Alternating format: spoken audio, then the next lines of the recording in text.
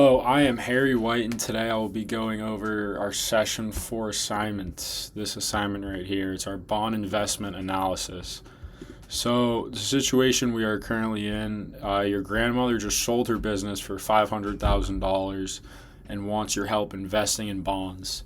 She's 68 years old, risk averse, which means she does not want to risk this money.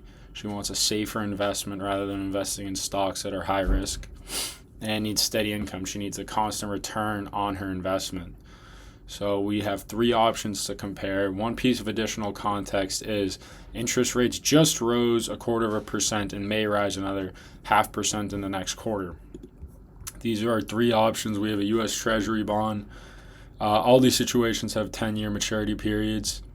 The U.S. Treasury bond has a 4.5 coupon rate. It's currently priced at $98 to $2 below face value in its semi-annual payments. Option B is Apple's corporate board, which is a 5.2% coupon rate. It's priced $2 more at 102 than the $100 face value. It is rated A+ by the S&P and another semi-annual payments. And option C is California municipal bond, which has a 3.8 coupon rate, but it is tax exempt, which is a big part. It's currently priced at par at the $100, and she's in the 32% tax bracket, which applies for this. Our questions to explore: which bond offers the best after-tax yield, which is the biggest question we're trying to figure out because that leads to all answers for all of these. How would rate increase affect each bond's price? What mix would you recommend and why? And would you recommend your grandmother to wait a little longer for a decision? Anything else she wants to think about it also. So for my define and discover the context, the rates, and the flight to safety. So a safe and steady bond is needed in this situation because she is risk averse. She does not want a high risk, high reward stock. So those are disregarded. Rising interest rates lead to bond prices dropping.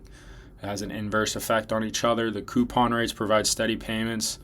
Payment required by the grandmother. She wants steady income. And flight to safety is the concept of investors selling high-risk stocks and buying low-risk bonds. It occurs during crises like the 2008 stock market crisis. In this scenario, flight to safety would help option A, and rising rates increase the worth of all. Decrease the worth of all, but significantly decrease the price of option B.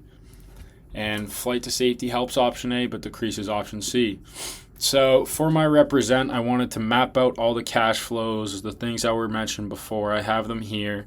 The coupon payments are right here, semi-annually, so twice a year. And the risk interest rate is a large risk for the grandmother because she needs to sell the stocks before the maturity rate in 10 years. The interest rates continue to rise. She will net a loss on the investment. And the other main risk is tax risk present on option B and A because they are not tax exempt, unlike option C. They can wipe out a lot of the profit she wants to incur. So for my implementation, basically I started off by calculating YTM. It's the total return expected on a bond. I use Gemini to help me create these. This is what I got.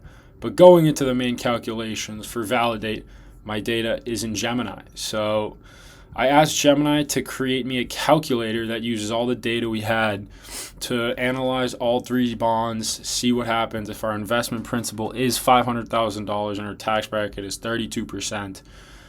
Option A, the U.S. Treasury bond, it's taxable by federal tax only.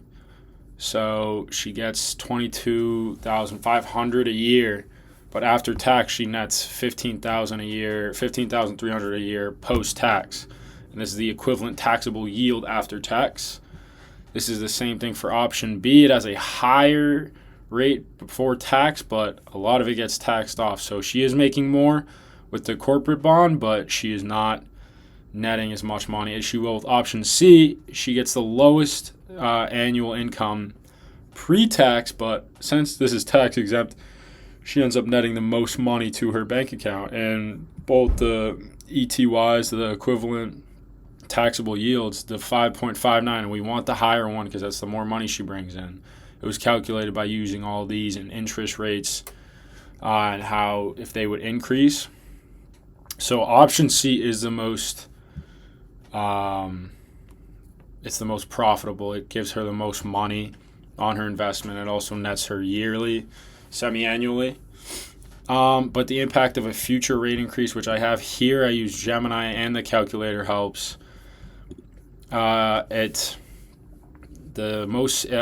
A is the most sensitive to rate hikes because it has the lowest coupon rate, and it'll fall the furthest. But option C will fall significantly. Option B is the safest for future risk increase rates increasing. So Gemini gave me a recommended mix, and I agree with it. You definitely want to put the majority of the money in option C because it will make the most, and it is a safer option just due to the amount that there's tax exemption on it, and the money will not be taken due to tax. It recommends putting a small amount of money in option A because it is very safe, and the grandma wants a safe investment, and it says to avoid option B. I agree with this due to the situation being that we want a safer investment, and we're not looking to make a whole lot of money. We just want to increase the principal of $500,000. I agree. I think I would put about 80% into option C and then about 20% into option A, and I would avoid option B due to the situation. Other considerations. She could wait because rate is increasing currently, and you want to avoid that. So if she waited a year to see if the interest rates increase, that's a smart move in my opinion. Invest in liquidity and doing laddering. You can ladder, you can invest over time, you can reinvest in these bonds, which I think are smart ideas to implement. I also have this. If the interest rates increase by 1%, the prices drop like this of each bond. They hurt all the stocks, but C is hurt the least overall. And then a credit downgrade. A and C are both safe from that, but Apple's corporate board was rated an A+, a AA+. What if it got downgraded to an A? The YTM would increase. So it would not help. For my reflection, I did not realize how much tax exemption helps a bond become a greater investment based on the fact that the income is not taken out for tax. When I was presented with this situation, I thought A was the smartest decision, it's the best decision, just due to the fact off the data that's given. But I thought C was the worst option just due to the fact that, the coupon rate. But as we see from now, option C is the smartest investment. The idea of maturity was also interesting to me, keeping it in for a 10-year period and the 10-year maturity point.